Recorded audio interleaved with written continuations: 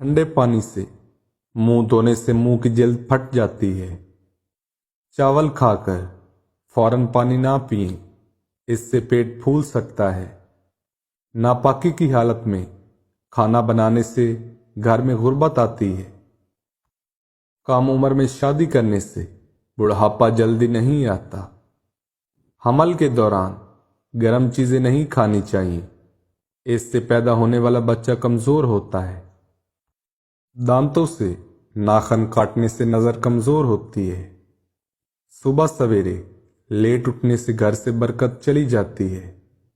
निहार मुंह केला खाने से ज़हनी दबाव और बेचैनी खत्म हो जाती है। मोमबत्ती का मोम फटे हुए होंठों पर लगाने से होंठ नरम और गुलाबी हो जाते हैं।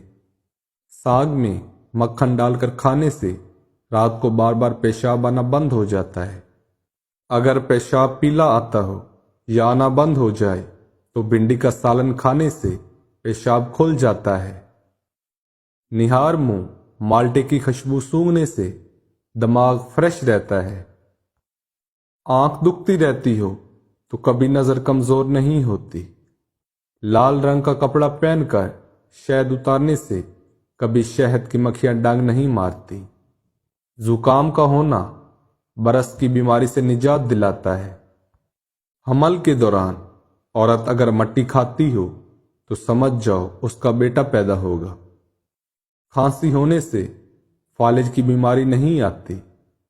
उल्टे पांव चलने से मोटापा कम होता है।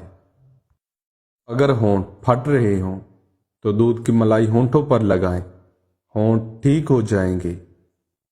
अगर जुकाम का वक्त पर इलाज ना किया जाए तो इंसान बहरा हो सकता है।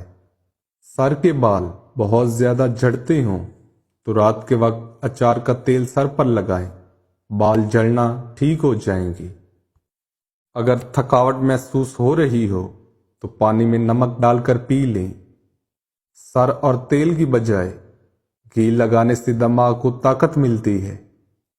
पाँव के अंगूठों पर तिलों का तेल लगाने से कद बढ़ता है।